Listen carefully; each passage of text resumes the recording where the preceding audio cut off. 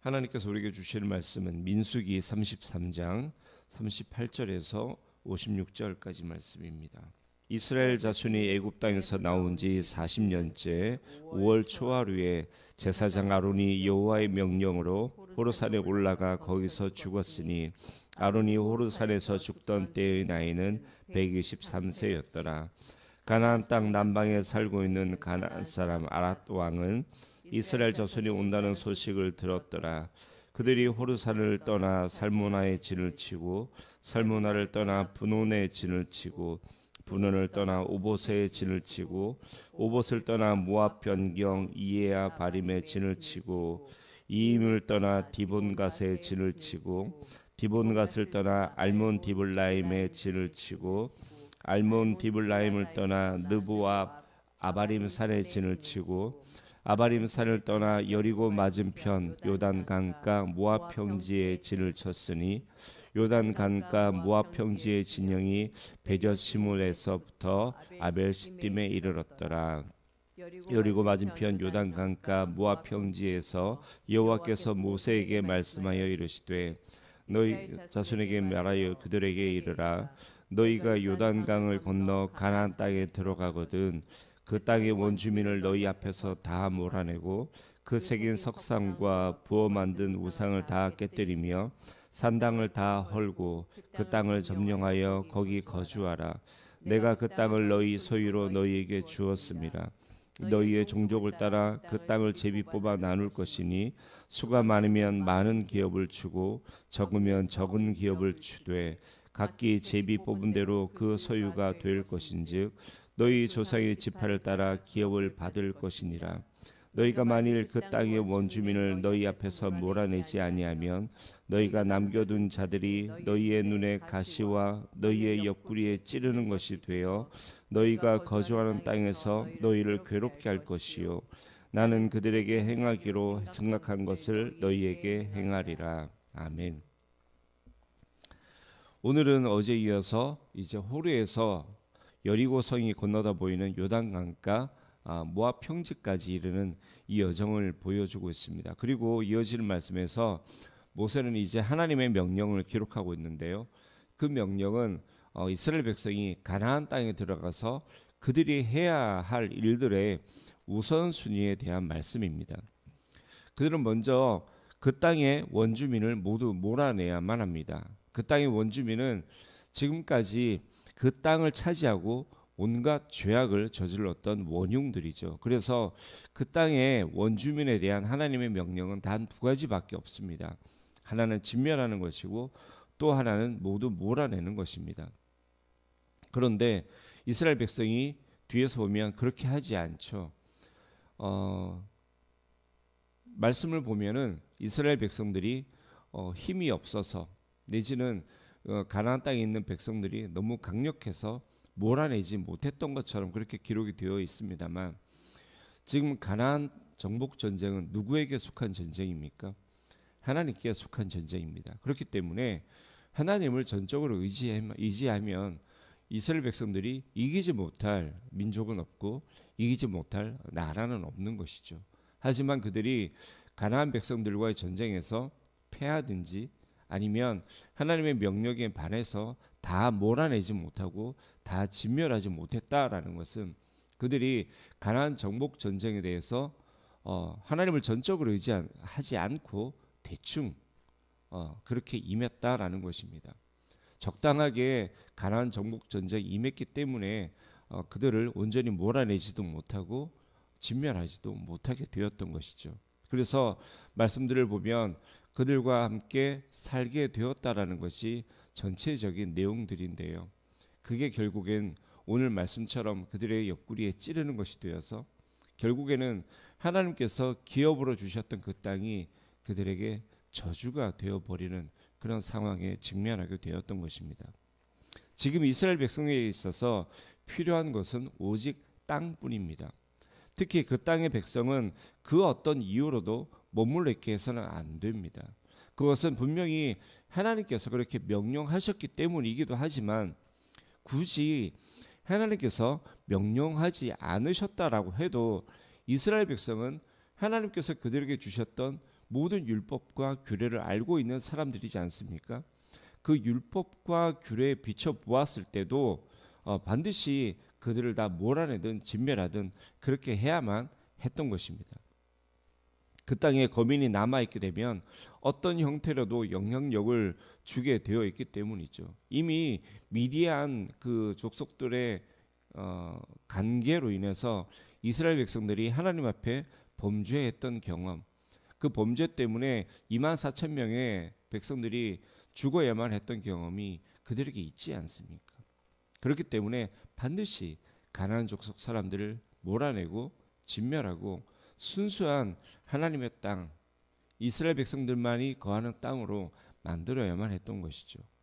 개인이나 교회에서도 이 원칙이 그대로 지켜져야만 합니다.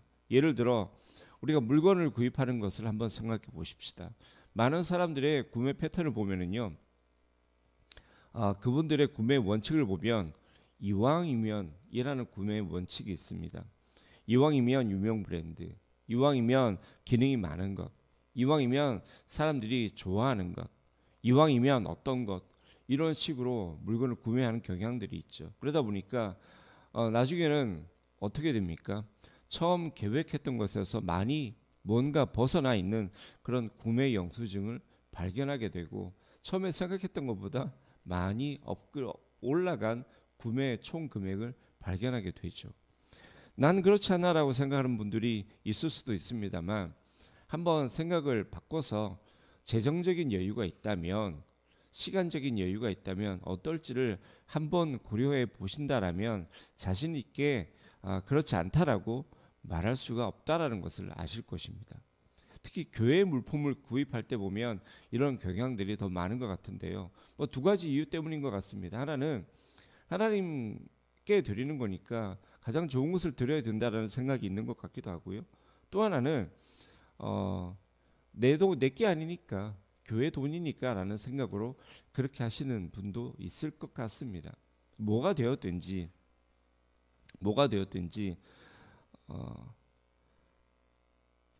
성경적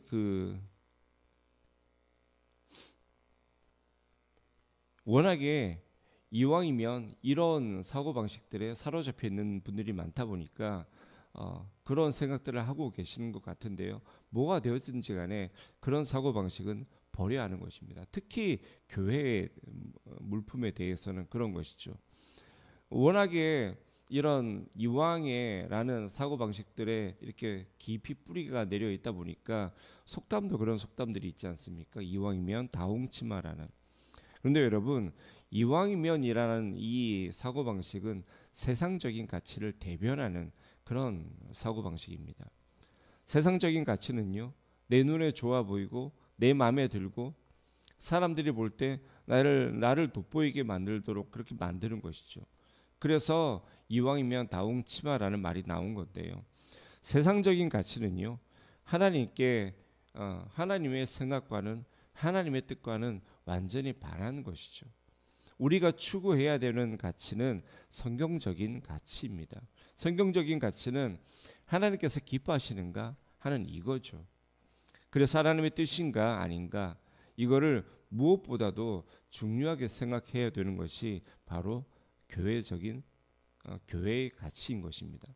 이것이 교회에서나 개인적으로 모든 것의 기준이 되어야만 합니다. 그렇기 때문에 개인적으로나 교회적으로나 또 무언가를 구매하거나 적용할 때는 하나님의 뜻이 아닌 사람의 생각, 사람의 뜻을 제거하는 작업이 무엇보다 중요하죠. 이게 가나안 족속을 몰아내고 제거하는 작업인 것입니다. 우리의 삶의 많은 영역에서도 이 가나안 족속을 제거해야 되는 것들이 많습니다. 특히 하나님께서 주신 것이라고 생각하는 것들에 대해서 그냥 보면은 경계심 없이 받아들이는 경우들이 많은데요. 하나님께서 주실 때도 늘 이런 것들을 우리가 염두에 두어야 하는 것입니다. 하나님께서 주신 것이지만 지금 가나안 땅은 그렇지 않습니까? 분명히 이스라엘 백성들을 위해서 하나님께서 주신 것이지만 거기에는 가나안 족속이 있고요. 많은 우상들과 산당들과 우상의 잔재들이 있었습니다. 마찬가지예요. 이 세상에서 하나님이 우리에게 주시는 것들 중에도요, 이 세상에 있는 것을 주시기 때문에 이 세상 것들이 많이 묻어 있고 거기에 담겨져 있습니다. 그래서 하나님께서 주시는 것이지만 그 안에 있는 가나안 족속들, 우상들, 우상의 잔재들, 산당들을 다 제거해야 되는 것이죠. 그러기 위해서는 사람의 기준이 아니라 그 구매하고자 하는 물품의 목적이 무엇인지를 분명하게 이해하는 것이 중요하고요. 또 그 목적이 분명하게 세워졌다라면 그 목적의 최적인 것이 어떤 것인지를 정하는 그 기준이 중요합니다. 그 다음에 그 목적과 기준을 가지고 소위 우리가 말하는 가성비에 맞춰서 구매하면 되는 겁니다. 무언가를 적용할 때도 마찬가지고요. 건축이나 인테리어도 마찬가지죠. 이 원칙이 세워지지 않고 그저 사람의 가치에 맞추다 보니 교회는 대형화되는 거고요. 인테리어는 화려하게 되는 거고요. 무조건 교회 집기는 최고 사양이 들어가야 한다라고 생각을 하는 것이죠. 그렇게 해서 교회는 은혜의 항구로 들어가는 것이 아니라 산으로 올라가게 되는 겁니다. 그렇게 해서 드려지는 예배는 하나님이 영광 받으시는 예배가 아니라 사람이 영광 받는 예배가 되고요. 하나님이 높아지는 예배가 아니라 사람이 높아지는 그런 예배가 되는 것입니다. 그렇게 드리는 예배에서는 하나님을 주목하게 되는 것이 아니라 사람에게 주목하게 되어 있는 것이죠. 우리는 삶의 모든 영역에서 하나님의 뜻이 아닌 사람의 생각, 이 사람의 뜻을 제거하는 작업이 무엇보다 우선시 되어야 한다라는 것, 이걸 기억하셔야 합니다. 성도이기 때문입니다. 먹든지 마시든지 무엇을 하든지 하나님의 영광을 위해서 해야 하는 성도이고요. 하나님을 영화롭게 하는 것과 영원토록 그를 즐거워하는 것이 우리의 제1된 목적인 성도이기 때문인 것입니다.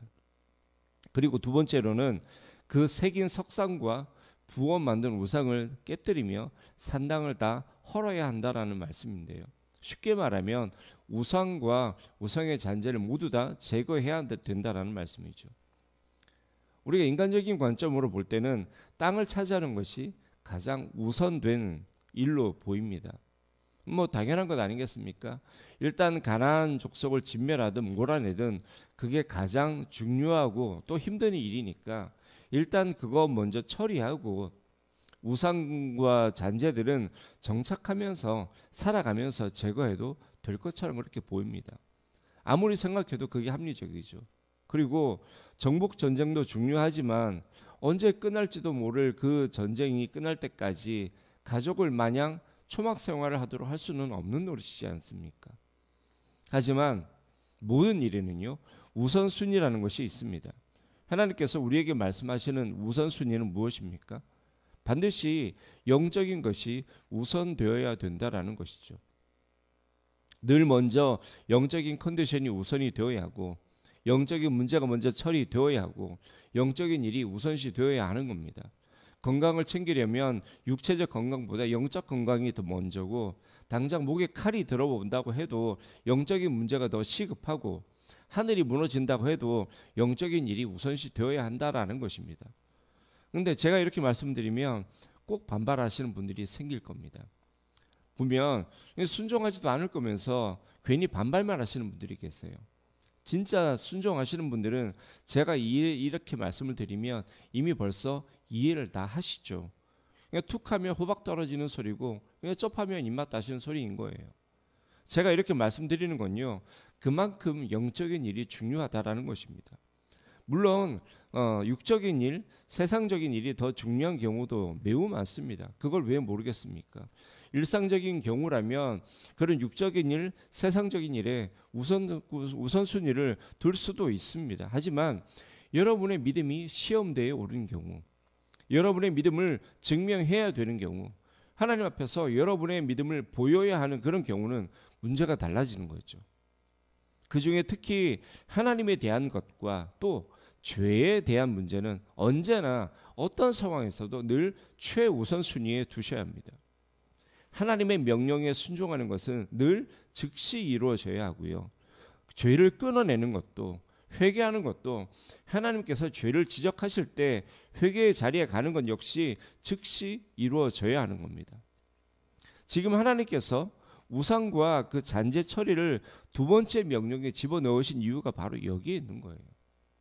여러분, 그게 돼야지 가나안 땅이 이스라엘 앞에 굴복하게 되어 있습니다.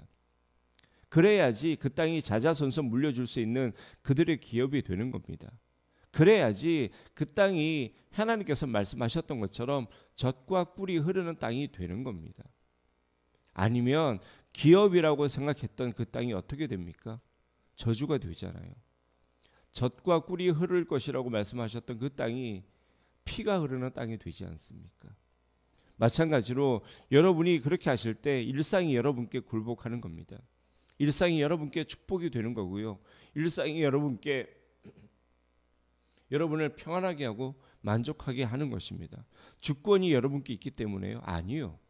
여러분이 하나님의 하나님 되심을 인정하시고 여러분의 삶의 주권을 하나님께 내어드리고 또 여러분 삶에 죄를 끌어냈기 때문에 하나님께서 죄를 지적하셨을 때 여러분의 회개의 자리에 즉시로 나아가셨기 때문에 그런 일들이 가능하게 되는 거예요.